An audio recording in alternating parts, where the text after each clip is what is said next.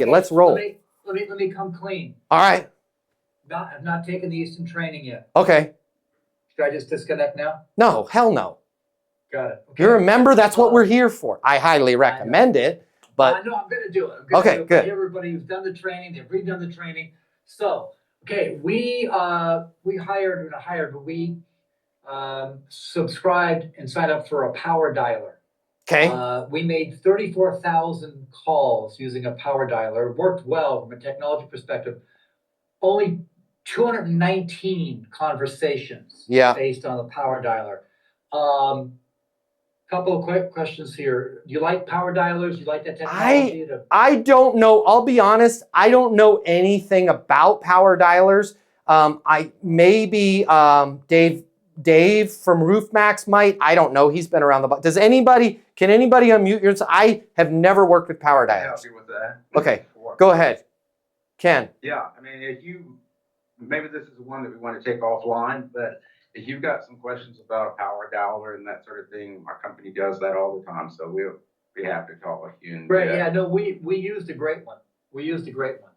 Yeah. Sure. And we like that technology because you can basically it just tees up all these calls, makes all these calls simultaneously. As soon as someone picks up and hands it off cleaned, and so you can get a lot. Then I'm fine with that. Then if you can just go into your Easton University process once the person's there. So that's the challenge. Yeah. We're not there. After 34,000 dials, we're selling into the IT director, CIO, IT space. 34,219 times is when we actually got somebody. Yeah, and here's the problem with that, with the power dialer. Yeah. Because you missed 33,988, whatever that number is, opportunities to leave a very powerful message. Hey, Charlie, Matt Easton over here with Easton IT. Wanted to reach out to you personally because there is something that every director of IT in the insurance industry is having to deal with here in 2025. Nobody is talking about it. Wanted to make sure you were aware of it. I'm on my mobile, 720-660-3202. The power dialer's not leaving a voicemail, right? And so... Right. You want to leave something intriguing that they're going to realize, I should maybe call this guy back. Yeah, I mean, it's an impression. Like I would rather abort. And I know Ken loves power dialers, and that's fine. But if I had to choose between one of the two, if you can get it to do it, that's great. I want to make sure though that it doesn't sound canned or spammy. That it sounds normal, right? Like if I'm calling Orlando, hey Orlando, and I'm saying Orlando's name, and it's not, hey, it's Matt Easton, and there is a pre-recorded kind of message there. Got it. Okay. Next sort of adjunct question to this is, would you then recommend, instead of calling their office number, I'm glad I attended this session because I've always felt that calling a mobile, texting a mobile was a little intrusive. You did it to me. I felt great. As a matter of fact, that's the reason I finally connected. Yeah. Because you'd leave me a video and he's texting me. I don't mind it because I live in. Did I call you or did somebody from my team call you? Well, someone was leading. Okay, so I stole your lead. Yeah. But it didn't feel intrusive because I wasn't calling you with a sales pitch. Because after a couple of months, I thought I knew you because you're on my... Totally, right? And I never was like, if I can have 15 minutes of your time, would love to walk you through sales training. None of that stuff, right? It was always very cool, calm, and collected.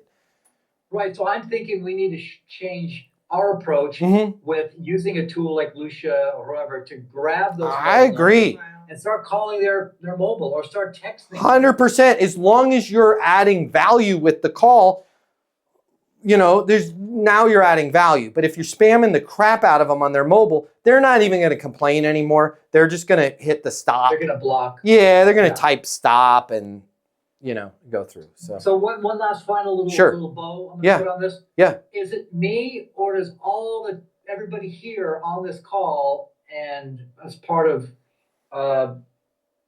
Easton University, are all their end users not picking up the phone? Is that just the thing? Or is it I don't think it's you. I think that's pretty much across the board, which is why I want to be able to deliver those skillful voicemails.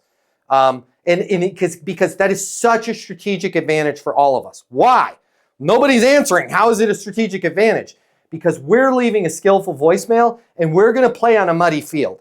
Every other team in the NFL is like, You smell that? What's the humidity? Oh my God, if it's raining, game's canceled, we can't play. And if you can learn how to play when the field is wet, you are gonna clean house. This is why I want you to leave voicemails, because most people aren't even making calls anymore, and the people that are not leaving a voicemail.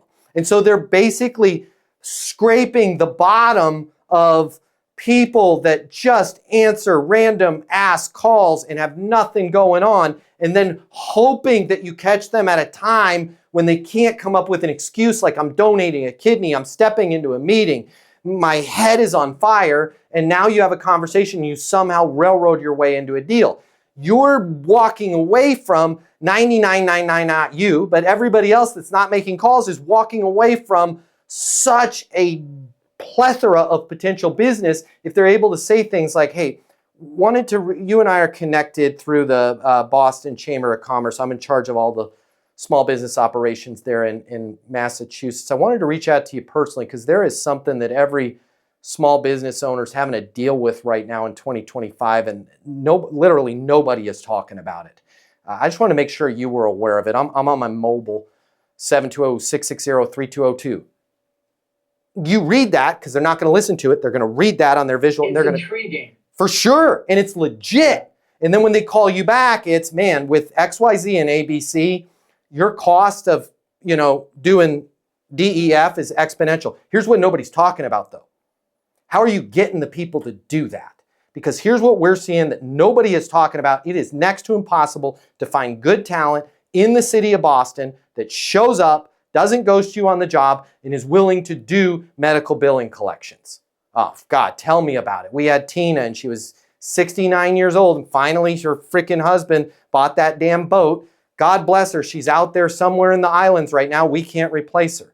When you say you can't replace Tina, how are you guys doing your medical billing right now? Now, all of a sudden, I'm in right smack dab in the middle of a skillful conversation. But right. Yeah. In the middle of a skillful conversation. I like those words because it really is what it is. Yeah, 100%. 100%. And that's what we're teaching there. If you like this video, I got you. I'm going to hook you up. Click the link in my bio. I'm going to give you the closing mini masterclass. It's normally $300. I'm going to pay for everything. You're going to close a lot more business. You're going to make a lot more money. You're going to have a lot more fun. And you're going to be like, Matt Easton changed my life. And I'm going to be like, yes, I did. Did we just become best friends? And you're going to say, yes, we did. And then you and I are going to be best friends, and it'll be great. So click the link in my bio so we can be friends, and you can close more business, and I'll cover all the cost. See you there.